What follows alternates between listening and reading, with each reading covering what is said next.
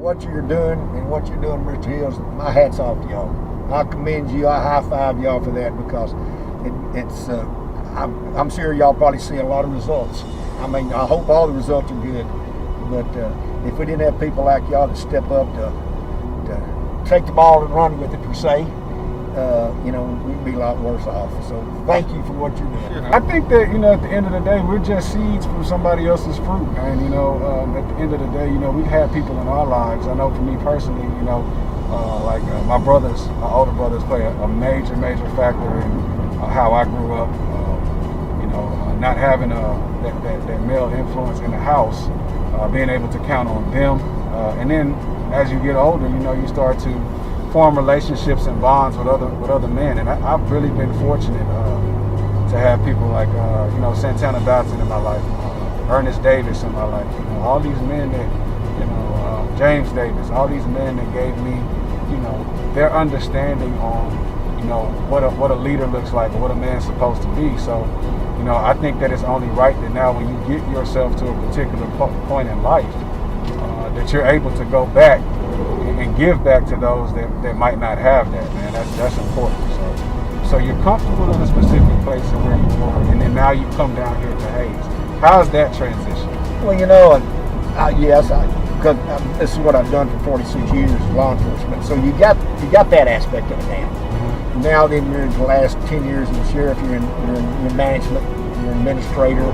You got responsibilities to go with that, like in the Hayes County Sheriff's Department. I got about 430 employees. My budget's like $46 million and millions of dollars in county assets. So, and I was a captain for a while up in Travis County, and so, there's a transition, yes, because the responsibility comes with the position. Mm-hmm. But, if you're ready, you adapt to it pretty easily, and I feel like I have. I really enjoy it, but I got a really good department. I got some good men and women that work there, so that always helps. But there's some adjustments that you have to make when you're coming down and you take on the responsibility of all that. And plus you got a jail with about 430 inmates in it. So, it's a transition. But if out of my 46 years, 40 of those years I've worked in county government. So that end of it too, because you've been doing it forever. So, what do you think has been the biggest adjustment?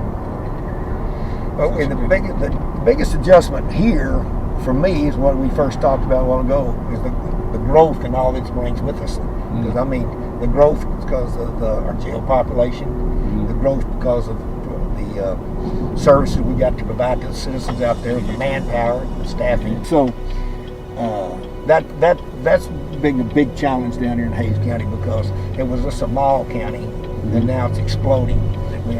So that's being, you can call it an adjustment or call it a challenge. So here's a question. Obviously, we see all the things that's going on today as it pertains to the tension between officers and the community, so to speak. This is probably pretty different these times than it was for you back in the day. Absolutely. Give me your thoughts kind of on that, on the things that are taking place, and maybe what do you think can be done to kind of try to, I guess, mend the relationship between minorities and the police? Well, one thing is a lot of this that I'm seeing across this country, luckily we don't encounter that down here. We got a good agency, we have to deal with that. I don't like what I'm seeing. Yeah. I don't like what I'm hearing. Yeah. And so I think to get the relationship back to where it needs to be is like what you're doing right now. Mm. That's what it's going to take for us to get together and let us know, hey, we're not the bad guys, so we're the good guys, and for people to be interacting and do stuff together. So your coaches, your community, your peers, your mother, your father, your uncles, your aunts, they will prepare you in life to be winners. They will prepare you in life to be winners. But only you as an individual can prepare yourself to win. Give me 2 claps. You as an individual can only prepare yourself to win. Give me 2 claps. So take this time. Take it seriously. Ask questions. Ask Tony. Ask the officers. Your coach is a great coach. Okay? Take the information that he or she has fed off into you. Reflect it on here. Get better. When I say what we come to do, I want you to say get better, coach. What we come to do? Get better. When I say what we come to do, I want you to say get better, coach. What we come to do? Get better, coach. The reason reason why I do these chants is not because I'm looking for a new boy band to put together. It's because I exercise your mind. Without your mind, your body ain't. Learn, learn, learn. It's uncomfortable to be great. It's uncomfortable to be great. It sucks to stay after practice when practice is over. It sucks to go in early to lift weights when you're not supposed to be there an hour before you get there. If you want to be great, take the steps. If you want to be great, take the steps. And I ain't talking about on the field. I'm talking about in life.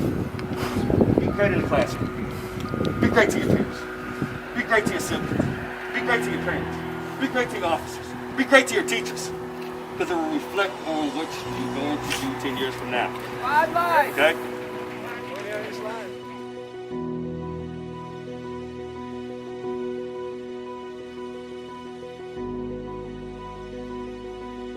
You gotta go here. Go here. Come on.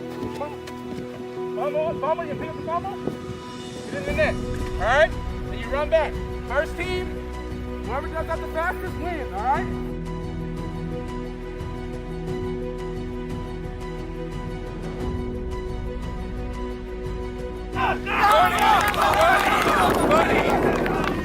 Oh, yeah.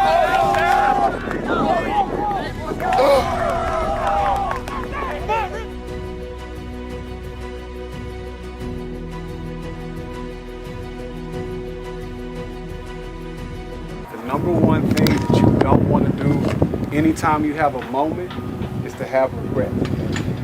In anything that I've done, whether it's been good or bad, you know what I don't have? A regret. And I'm going to tell you why. My guy for Apple, the one that passed away, Steve Jobs, that's the one. I was reading something about him, and he said that his regret in life was that he didn't appreciate the moments because he was so busy trying to build a company. Guys, it's important to have a vision, but it's just as equally important not to miss the moment. This is a moment. A lot of you guys, you juniors, like, you'll be seniors next year, and that's it. A lot of these people that you came up with, you might not ever see again. So, what you do off the field, like Ali said, it transitions on the field. But most important, if you have that family bond, then when you see your brother not performing up to par, you'll be able to give him a certain look and he'll know that he has to be there. And at the end of the day, we don't want to let our brothers down, right? We family, right? Who would let your family get hurt and you wouldn't do anything about it? So when you have other teams, and this was always my mentality, and this is what I told Coach McCoy, and this is what I told this year. I said, as long as I'm on this damn field, I'll be damned if anybody touches you. Guys, in my career, in 4 years in Texas, my quarterbacks got touched twice. From my dude. Twice. Give him flat. Hey, And what I'm telling you is it's not about me being better than anybody that I went up against. Because I went up against some of the greats. I went up against first round picks. I went up against all perennial athletes, all Americans, the whole nine. But you know what I had that they didn't? I had a love for the person that I was protecting. Some people just come out here and they want to be showboats and they want to be stars, and that's cool. There's a lane for that. But what happens when those showboats and those stars meet somebody that has heart and that has grit, they're not going to be willing to go the distance. You guys have to make up in your mind.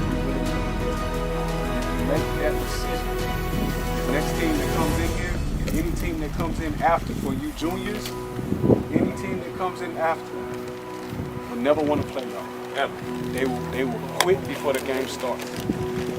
All right, so that's all I wanted to tell y'all, man. Enjoy the moment, appreciate the moment. Okay, that's the last thing, y'all.